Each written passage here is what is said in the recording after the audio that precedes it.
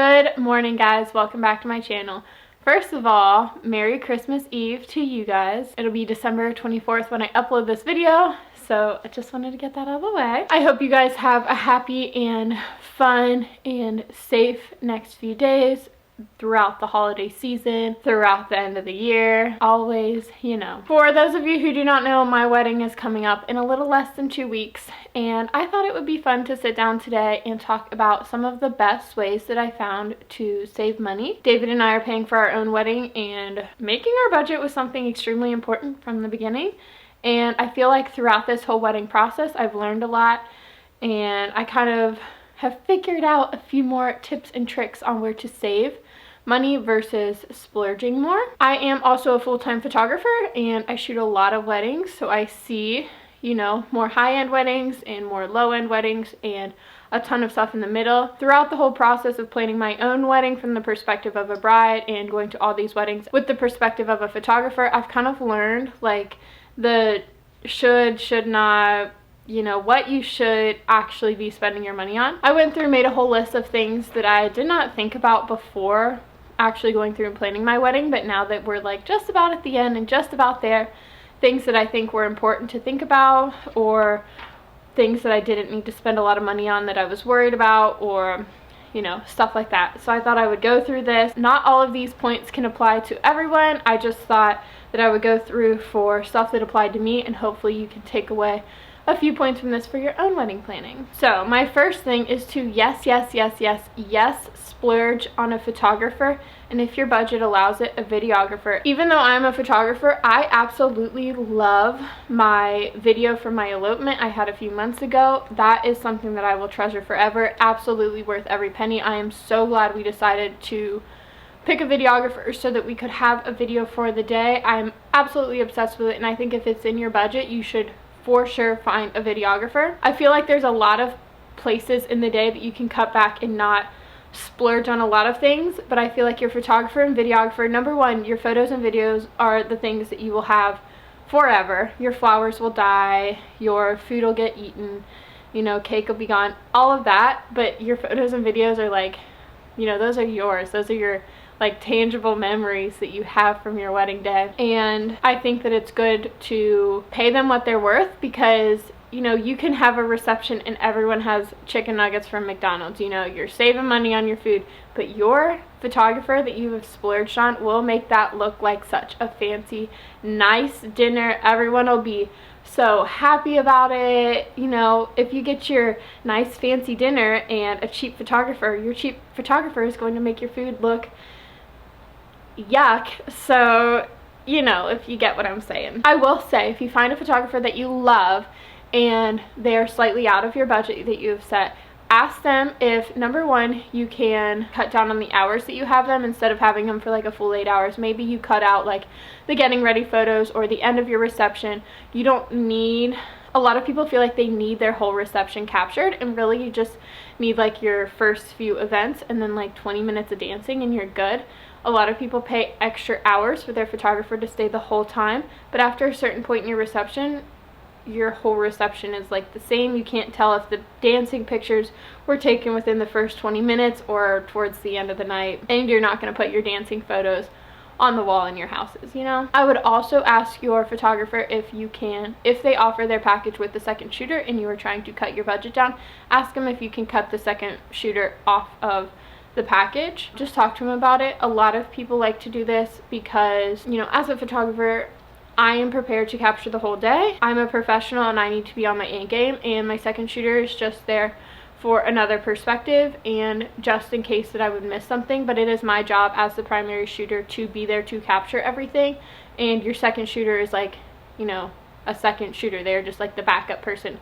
So if you're pinched on pennies, absolutely ask if you can just have the one photographer there instead of a second shooter. I feel like a lot of people also look on Pinterest and have these unrealistic expectations for what their wedding should look like and how the day should go, and you know, everything for getting ready. They want to have all of their bridesmaids in matching robes or pajama sets and all of that, and they're like, oh yeah, go to Etsy, you can get everything from Etsy. Etsy's expensive if you're trying to buy for a larger bridal party. If you're trying to cut your costs, have a smaller bridal party. That makes things a heck of a lot more affordable. But with a larger bridal party, try to get creative with making your own outfits to get ready. I'm doing matching PJ sets. We're getting married in January, so I'm doing matching PJ sets and t-shirts, and everyone got like a little monogram on their t-shirt. Instead of getting those t-shirts and pajamas and stuff through Etsy, I got the pajamas online with a Christmas sale, and the t-shirts I got from a bulk order t-shirt online store, and they were less than $4 each. And then I just paid someone that I knew. I posted on Facebook and asked if anyone could use their Cricut to monogram these shirts for me, and someone did it all for $20. So if you already have all the like stuff that you need, like your shirts, you can just find someone and be like, hey, can you do this? I already have it. How much do you charge? And it's usually way more affordable, and then you can cut out shipping and all of that fun stuff, you know. For your getting ready photos, if you don't want to splurge and go to a hotel to get ready, you can always get ready in your home. Just be sure that, number one, it's clean. Open all the windows so that you can have lots of natural lighting coming in. Be sure you have plenty of space to get ready. If your home is not ideal for getting ready, a cheaper alternative to a hotel is an Airbnb. You usually have lots of room. You can look at the pictures online and see kind of how it photographs and all of that. I would also say, if you're trying to cut down costs, see if one of your bridesmaids is good at hair and makeup. We're not paying for people to come in and do hair and makeup for us. We are going, and all of us are just going to help one another. We're doing all of our own hair, all of our own makeup, and it's going to work out really well because I have a lot of very talented bridesmaids at my bridal party. I know this is a point that will not be able to apply to everyone, but if you are thinking about getting married in a church versus outside, I always recommend going to your church because, number one, if you're a member at the church, usually it's either free or very cheap to get married there. Number two, it's an indoor venue, so you don't have to worry about rain, snow, wind, the sun being directly on you if you get married at like 3 o'clock in the afternoon, or any crazy things like that. And I always recommend, you know, just me being me, I don't ever say decorate the church. I say, you know, your ceremony photos are probably, like, yes, the most important part of the day, you know, that you're getting married in that moment, but with your photos and stuff, you usually get more photos while you're getting ready at the reception, the family photos, anything like that instead, because, you know, you're just kind of standing there at the ceremony. All the photos really do look the same. So I wouldn't splurge too much on the ceremony decorations. That's just me as a person, though. A lot of people don't agree with that.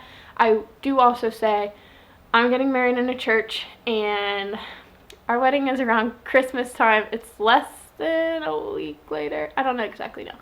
But our wedding is around Christmas time, so the whole church will be decorated with flowers and stuff from Christmas, so I don't have to worry about any of that, which is such a huge thing. Ugh, I'm obsessed with that. I love that so much. Love that for me. This is probably my biggest tip. So we're having an open bar at our wedding, and I was really concerned about how my bridal party was going to get transported everywhere. I didn't want to pay for an open bar and then all of us have to call Ubers or someone have to drive or anything like that. And I was like, oh my gosh, I really want a party bus or like to rent a limo or something. And I started looking into it. Those are so expensive. They can be anywhere between like $100, $200 an hour. And I was like, man, they're going to pick us up and take us to the church and then sit outside for a whole hour and then take us to photos, sit while we're doing photos, then take us to the reception and sit for the whole 4 hours of the reception. I'm like, I don't have that kind of money. Like, that is crazy. So I was like, Elizabeth, you gotta think of something else. Like, what can you do here? And I started brainstorming. And I can get a 12 or 15 passenger van, just renting it from a car rental place like Enterprise, Budget, any of those. And we have David's dad is kind of helping us figure out the logistics of this right now. But we're having someone drive us around, and for the whole entire day, it's like less than $250. And I was like, I can fit everyone on this bus. Like, we are so good. It's a van, not a bus. But we are so good. Like, that is winning in my book. I would say for your wedding dress and bridesmaids dresses, start shopping early. You can usually find some sales if you're going through like the off season, when seasons are changing, when they're getting new stuff. There's always sales going on. I will say a lot of people have unrealistic expectations for their dress in general, but for my wedding dress, I wanted something so simple and elegant, and I had a specific vision in mind. 100% start looking at the cheaper stores before you start looking at the higher end stores, because once you start trying on those like $3,000 dresses, you're like, oh my gosh, I can never go back, I need something this nice. Start small when you're dress shopping and then go up if you can't find anything. I got my dress from David's Bridal, super affordable, like very, very, very affordable. I got it on sale. I bought it off the rack. They let me take it home that day. I only had to pay for a few alterations and all was well. I will say though, David's Bridal was so affordable for dresses, but not for alterations. They were going to charge me $50 per button to bustle the back of it. And the lady that I found that just does her own thing in her own little store, she charged me like maybe $150 to completely do all of the buttons for bustling. She took it in, she redid the neckline, she added a belt for me, she like hemmed the bottom up, and like she was amazing. So look around for affordable seamstresses so that you don't have to pay those like David's Bridal alteration prices, because those are ridiculous. But absolutely, when you're going dress shopping, try to shop directly off the rack, and then you don't even have a problem for needing it to be ordered in time if you're running behind schedule, because you just get it that day. For bridesmaids dresses, I also recommend shopping online because a lot of them are pretty affordable, and I also recommend starting to look early and then waiting for sales to happen so that you're not stuck with like last minute shopping and having to buy whatever is the option right at that time. So this is another point that won't apply to everyone, but David and I got super lucky with our reception in that all we really have to pay for is food. The whole reception comes with, for us, it's like we get the room, we get all of the tables, chairs, linens, chair covers, all of that basic reception stuff, plus all of the food that's made there, plus all the centerpieces that we want. It has drapery stuff hanging from the ceiling. Like, it's actually pretty nice for, you know, the casual thing we were looking for. But this guy is just like a family-owned one-guy show. He's the coordinator for it. He does everything. He helps with the food. He makes sure that everything's going smoothly, and he'll set everything up for me. I do not have to worry about it, and we only have to pay for food. Like, he is awesome. He's so affordable, and we wouldn't have ever found him if we didn't shop around. Some of the venue prices that we were being quoted, like I reached out to somewhere, a cute little barn, and it was $9,000 for our small little wedding, no food included, just the place for the day and the day before for the rehearsal dinner. And I was like, absolutely not. That is ridiculous. A lot of venues quote you one price before tax and gratuity are added in. The guy that we went to said no gratuity was added into the upfront sticker price. He said gratuity was earned and you did not have to pay that up front before you even got any of your like service stuff, you know? So I would absolutely say shop around for your venues, even if you think like, oh, this place wouldn't be very great. Again, investing in a great photographer and videographer is going to make any average venue space look amazing. So honestly, just shop around, shop around, shop around. You'll feel like you're inclined to go with the only options there if you like wait and you're set on a date and you like need a certain space for this certain date and all of them are booked except for this one, and you're like, oh my gosh, it's so expensive, but it's my only option. Shop around before you indefinitely like decide anything, because if you're pushing yourself for a like time limited stuff, then you're not going to be able to go back and be like, oh, that was a great deal. You can be like, well, I was stressed and that was my only option, so I did not get a good deal. And I also say shop around for all of your vendors, not just your venue. Shop around for your photographer, your videographer, your DJ. If you go and reach out to more people than you actually need to, you have a really good idea on where like different price points fall, what you get with certain things, who you're going to be working with, and you get a feel for kind of all of that. If you only reach out to one or two people, you really have no idea what anyone else could charge, you know? I also suggest making all of your own reception like signage, like your bar signs, your welcome sign, your little sign for your card table, anything like that. I was out shopping the other day and just happened to glance at them, and they're like $10 to $20 per sign. I designed all my own online, and then I'm gonna just print them all off and put them in frames, and that's so easy, so much cheaper, And yeah, you won't even use your reception signs later. But if you like make your own online and you just print it off and put it in a frame, you can take it out and recycle that piece of paper and then use the frame for one of your wedding pictures, you know? But I'm also going to be doing a video about how I made my signs and how I designed them online and all of that. So stay tuned, subscribe to my channel so you don't miss it, because that'll be out soon. I also say buy your frames at the dollar store. I have so many, we're doing like little picture frames on each table, and I already had a lot of like these cheap plastic frames that we're just putting our elopement photos in, and we're gonna just set them on the table. And I ran out of them, so I went to the dollar store. They have tons of frames there. They're really cheap, but I mean, technically you only need them for one night for your wedding, but you know, if you want to use them around your house later, you can put your wedding pictures in them and then just set them up. They're cheap frames, but like you don't need nice frames to just like sit on a bookcase somewhere in your house, you know? I also say don't worry about any favors. A lot of your guests won't even notice that they're there or not there, and then if they do notice, a lot of them end up forgetting them anyway.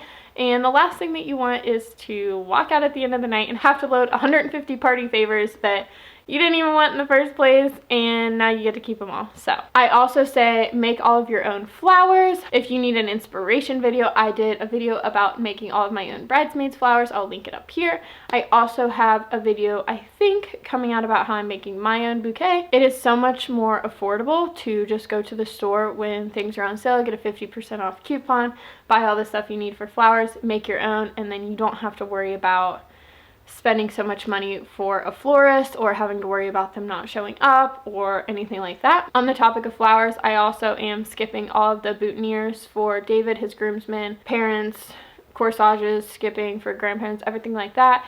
I don't think those are important. I don't think those are details that are going to be remembered in the years to come, and I don't want to spend the time or money on those. I am skipping making flowers for the centerpieces on anything. The only flowers that will be throughout the whole day are the ones that myself and my bridesmaids are going to be carrying. There will be no other flowers, and I am so okay with that because I did not want flowers in the first place. Also have a smaller guest list if you are trying to save money. Each person is a certain price point, and that adds up. I mean, only have the people that you actually really do want there. And I also recommend not even sending out RSVP cards. I say do everything online now. Stamps, paper, all of that is so much money. People don't send them back anyway, and sometimes they even get lost in the mail. So I say skip the whole process completely. And my last point is to have a close bachelor or bachelorette party. If you don't have to fly, you save a lot of money. You can all just drive. The road trip is part of the fun, and do something close to home, you know? That is it for all of my tips to save money for planning your wedding. I hope these helped you. I hope you can use a few of them here and there throughout your wedding day as well. Thank you so much for watching this video. If you guys want more wedding videos, I have a whole playlist on my channel. I'll link it up here. Thank you so much for watching. I hope you guys have a very Merry Christmas tomorrow and Happy Holidays for the rest of the year. I will see you guys for another video tomorrow. Bye!